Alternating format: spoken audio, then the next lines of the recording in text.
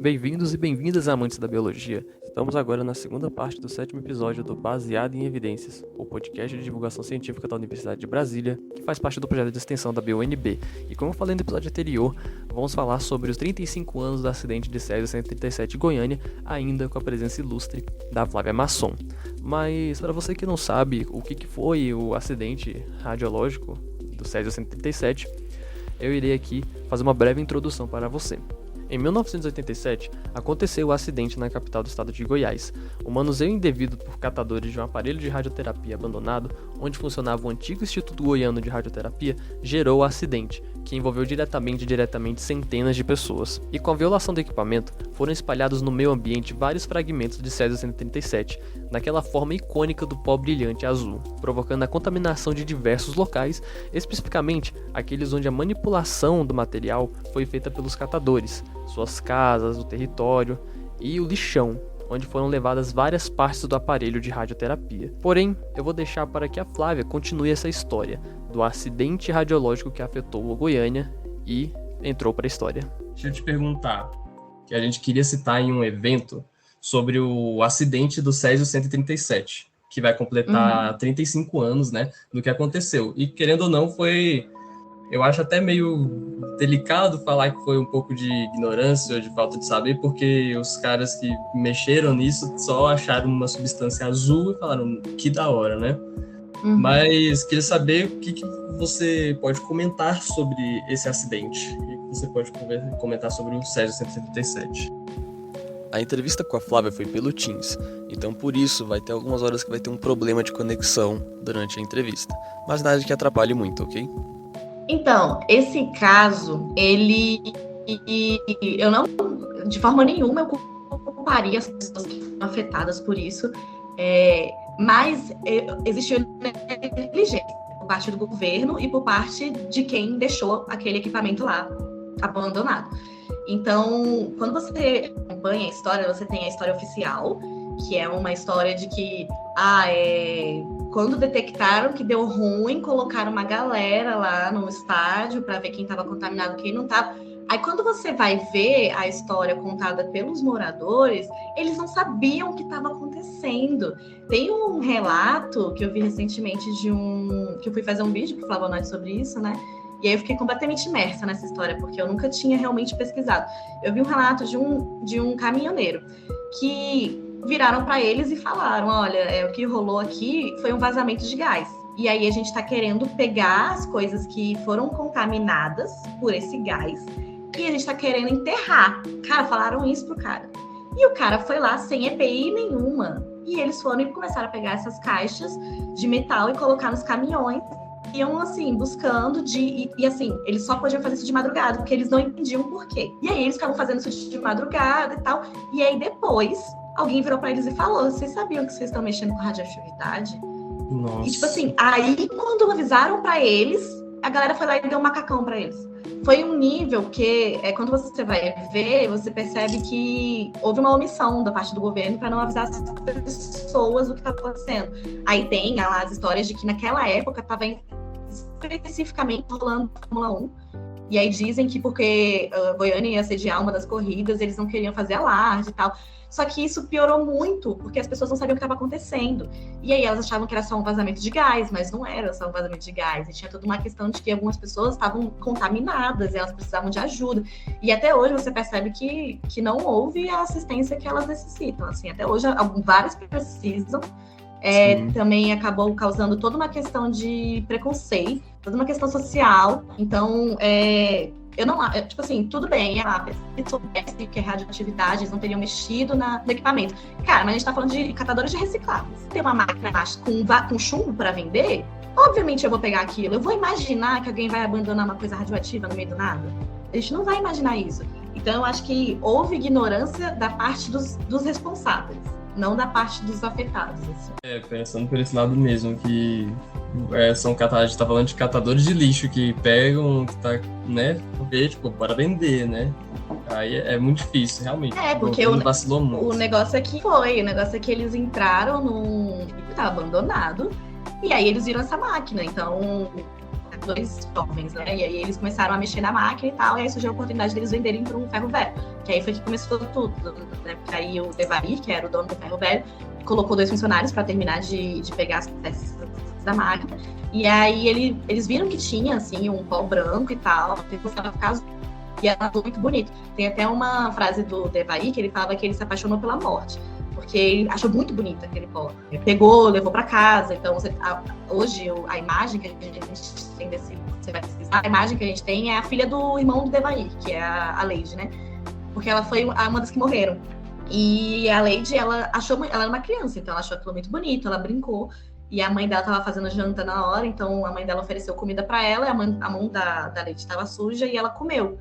Então ela acabou ingerindo, né? E aí depois, quando aconteceu tudo, eles começaram a descobrir o que estava rolando. A Lady, ela era o físico que começou a perceber o que estava rolando, e ele foi atrás com o equipamento para ver onde estavam as zonas de radiação na cidade. Ele falou que a Lady, ela era uma fonte ambulante, assim, de tanto que ela tinha consumido, sabe? E é difícil, né, você colocar culpa nessas pessoas, elas não têm culpa. Tanto que outro momento importante desse fato foi que, na minha visão, é a grande heroína de tudo isso, foi a esposa do Devair, que era o dono do ferro velho, que era a Maria Gabriela, que, assim, as pessoas começaram a passar mal, né? Aí ninguém sabia o que estava acontecendo. Pegaram essas pessoas, levaram para os hospitais. Nisso, os profissionais de saúde começaram a suspeitar de intoxicação, porque os sintomas são inespecíficos no início, né? As pessoas estavam vomitando, estavam tendo diarreia, com dor de cabeça. Então, dependendo do seu nível de contaminação, do quanto tempo você foi exposto e tal, você tem sintomas muito inespecíficos, é muito difícil.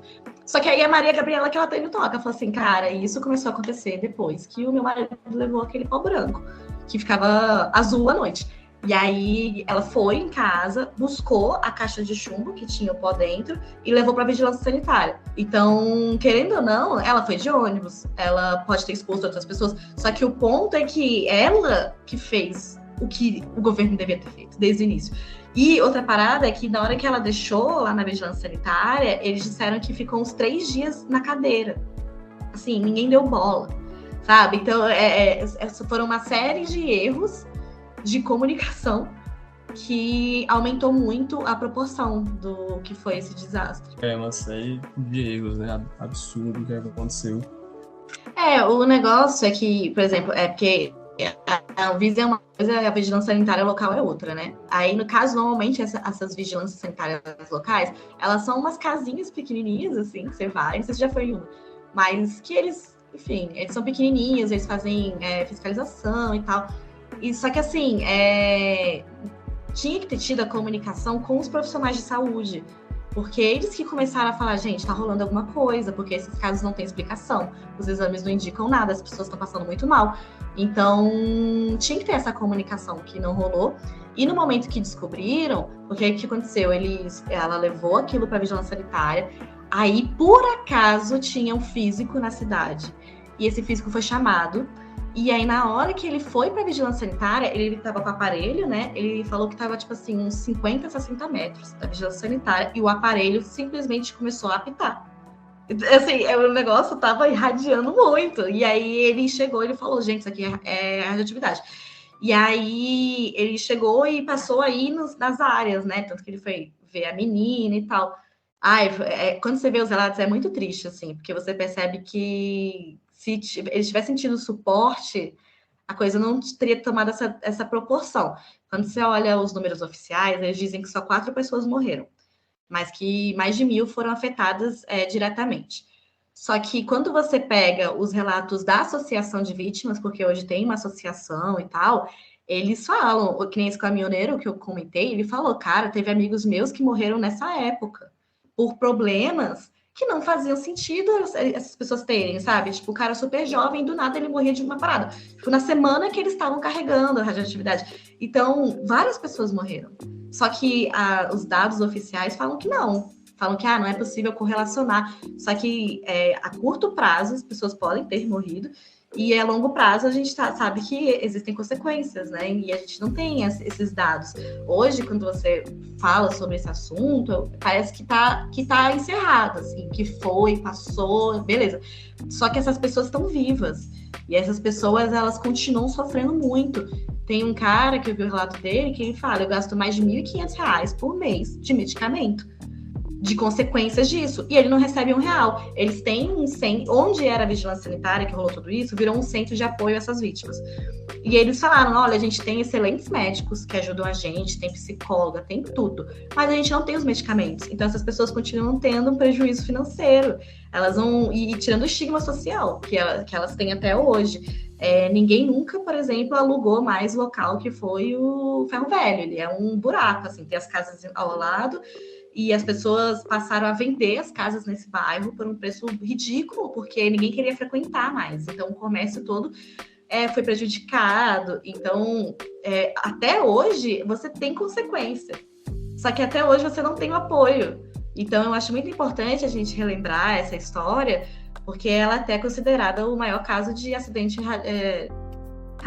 com radiação fora de uma usina nuclear, né? Então é muito importante a gente falar sobre esse assunto, porque as consequências, elas levam muitos anos. Não foi resolvido da forma que falam, assim. Jogaram um pouco para debaixo do tapete, né? Porque as consequências disso é sempre a longo prazo, Sim. Né? Essas doenças que a gente pode correlacionar, a gente, farmacêutico, estudante da área da saúde, pode correlacionar, porque o governo não correlaciona, né? Mas quais tipos de doença você acha que esse acidente radiológico está levando a longo prazo? Porque tem o câncer, né? Mas tem outros também, não é? Então, é muito difícil você falar o que vai acontecer, porque depende do contato que a pessoa teve. Então, o tempo de... O que acontece? Você tem uma fonte. Essa fonte, dependendo do quanto que ela está irradiando, dependendo do quanto tempo eu passo perto dessa fonte, do meu contato com essa fonte, eu tenho consequências diferentes. Então, simplesmente eu estar perto de uma fonte, eu estou sendo exposta, mas não necessariamente eu sou uma fonte ambulante que vai sair por aí contaminando as pessoas. Mas muitas das pessoas ingeriram, ou elas respiraram, então depende. A longo prazo você tem normalmente os casos de câncer, porque aí você está induzindo uma mutagênese, só que você tem vários casos de várias coisas. Você tem várias pessoas, por exemplo, perderam os pelos do corpo. Você tem pessoas que tiveram problemas pulmonares, que não são necessariamente ligados a câncer, mas elas têm problemas pulmonares. Então, esse senhor, que ele toma vários medicamentos até hoje, ele não tem câncer, mas ele tem vários outros sintomas e vários outros problemas decorrentes. Então, é muito difícil, porque depende de quais células essa contaminação chegou, depende de vários fatores, assim. Então, realmente, para um profissional de saúde identificar, falar, não, isso foi radiação, você vai imaginar? Você não vai imaginar. Nunca que você vai imaginar. Ainda mais a gente vivendo num país tropical, que a gente tem várias doenças possíveis, que tem esses sintomas muito parecidos, a curto prazo, né? Que eu tô falando de vômito, diarreia, dor de cabeça. Você não vai imaginar. Então, pra gente é difícil. Tem que fazer uma boa anamnese. Essas pessoas, elas entrarem em contato. Então, você tem que acompanhar elas e os problemas que elas tiveram, você vai conseguir correlacionar. Ainda mais um acidente que aconteceu há 35 anos. Muito difícil, né? Tentar. Mas uma coisa que eles fizeram na época foi que eles perceberam que estava nesse acidente. Aí eles enfiaram, acho que, mais de 100 mil pessoas no estádio lá de Goiânia. E eles começaram a passar o negócio lá do detector para ver quem estava contaminado e quem não estava. Aí, se você tivesse muito contaminado, você ia para o hospital. Se você tivesse um pouco contaminado, você era lavado lá. Tipo, literalmente, eles pegavam uma mistura de hidróxido de alumínio, vinagre, sei lá, a gente não sabe também o que eles usaram. E você era lavado, assim, tipo esses jatos de limpar quintal. A galera era lavada com isso. Caramba. E aí media de novo, aí diminuiu, mas ainda tem, você era lavado de novo. Assim, é bizarro você imaginar isso hoje, tem fotos, é muito bizarro você imaginar 100 mil pessoas no estádio fazendo isso, né? Podem pessoas não terem ido para o estádio e terem consequências depois? Pode. Mas eles tiveram esse controle de tentar pelo menos identificar quem estava na região. E essas pessoas, elas não têm acompanhamento. Elas têm esse lugar que elas podem ir no médico e tal, de vítimas, só que elas não têm nada além disso. Elas não têm assistência com medicamentos, elas não têm assistência com possíveis doenças que foram consequência dessa contaminação, que eles não vão correlacionar com isso, então eles não têm como te dar assistência. Então, é complicado. Eu não sabia dessa parada do banho de jatinho. Caramba, Foi. que Tem bizarro. tem foto. Aí essas misturas aí deve ser para tentar tirar um pouco, né? Que a radiação aí. Literalmente você vai. É porque tá na sua pele, né? Tipo, literalmente ela não é absorvida. Então você tem que lavar, você tem que tirar do corpo mesmo. Sim, para finalizar, qual mensagem que você quer deixar para, no caso, o que de importante deveria ser feito para que eventos como esse não voltem a acontecer? Ainda a questão da comunicação, uma questão de mostrar um pouco mais de atenção. Cara, eu acho que a raiz desse problema não foi eles não saberem o que é radioatividade e tal. A raiz desse problema foi irresponsabilidade de quem deixou aquilo lá. Então, como é que você tem esse controle? Aí, isso é uma questão de vigilância sanitária, porque esse aparelho ele não poderia estar lá. Recentemente, há uns 5 anos atrás, um dos condenados, porque nesse caso todo acabaram que eles condenaram 3 médicos, o dono do prédio, que também é médico, e um físico. E aí, esse físico, há uns 5 anos atrás, apareceu no Fantástico, e ele falou sobre o caso, tipo assim, olha, eu não sei o porquê, mas segundo o físico, esse equipamento tinha sido retirado, levado para um hospital, que todos esses médicos desse físico trabalham lá ainda, inclusive. E aí ele fala que não sabe por quê, mas alguém levou de volta. Aí você tem essa teoria dele, né? Que a gente não sabe se é verdade ou não. Então, assim, são vários erros de processo. São vários erros de processo aí. Então, você tem que ter essa questão da fiscalização. Foi um problema muito importante. Obviamente, seria interessante as pessoas saberem que não deveriam mexer naquilo, mas aí eu também acho que a gente já está culpabilizando elas de alguma forma, porque, cara, sabe, não sei se elas tivessem indo numa aula no ensino médio sobre radioatividade, elas não teriam entrado em contato, porque elas não sabiam o que era. Então, eu acho que é uma questão mais de governamental e privada da empresa do que de educação.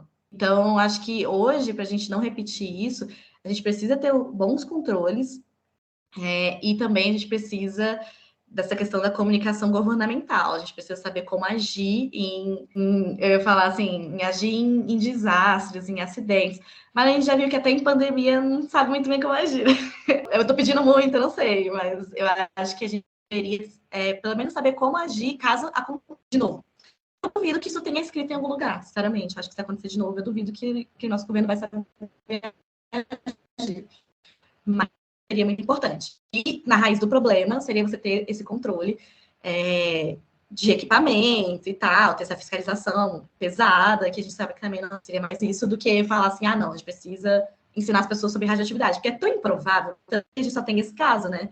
Então, eu acho que pegou mais na parte de controle e de fiscalização do que na parte educacional. Assim. Porque o país ele tem essa parte da pobreza, né, dessa falta de informação. No caso, o povo não consegue pagar por uma escola, ou tem gente que não pode estudar para ajudar, né, o pai em casa, né? Mas teve muito descaso do governo, né? Inclusive é um descaso que eles têm até hoje, né? Mas hoje em dia é mais com as vítimas, entre aspas, menos afetadas, né? Isso acaba contribuindo para as autoridades meio que continuar empurrando essa história para debaixo do tapete, né? Você gostaria de acrescentar alguma outra coisa, Flávia? Deixa eu pensar. Eu gostaria de acrescentar também o fato de que algumas pessoas foram condenadas, né, como eu tinha mencionado, e aqui elas foram condenadas aí depois por homicídio culposo. Aí ela só que foi revertido para qual que é o nome? Não sei, serviço comunitário. Aí foi revertido para serviço comunitário. Aí passou uns anos e simplesmente por um indulto presidencial perdoaram. Então, ninguém levou culpa. Assim. Ninguém, sabe, foi responsabilizado no final das contas. E nesse julgamento, eles tinham colocado, para em teoria, quem deveria pagar eram eles, né? Só que eles alegaram que eles não tinham dinheiro, os médicos. E aí nunca pagaram. Então, assim, é muito louco como a justiça também é muito dinheiro. Eles atuam até hoje, eles estão trabalhando no mesmo hospital até hoje, juntos. E eles estão lá, assim, vivendo a vida normalmente deles, e a gente não tem assistência para as pessoas simplesmente comprar o medicamento delas. Assim. Então, acho que é importante falar também que a justiça foi bem falha nesse caso. Nossa, essa eu não sabia também não, né? Caramba, os caras estão aí vivendo a vida deles até hoje e o povo lá sofrendo, pagando rios de dinheiro para tratar a doença, né? Você pode deixar algumas informações de onde podemos te seguir e acompanhar o seu trabalho? Então, vocês me encontram no Instagram e no TikTok com a mesma arroba, que é @flavonoide, com 2 S. Mas no YouTube é só o canal Flavonoide. Mas eu tô fazendo também essa série de toxicologia e eu tô focando muito no Brasil. Então eu trouxe o caso da talidomida, principalmente com essa pegada de curiosidade. Então é bem acessível, você não precisa ser da área da saúde, né, nem da farmácia, pra conseguir entender o conteúdo que eu tô fazendo. Ele é mais focado em pessoas da idade de vocês. E também no canal do YouTube, eu tenho videoaulas e outras coisas, assim, bem interessantes.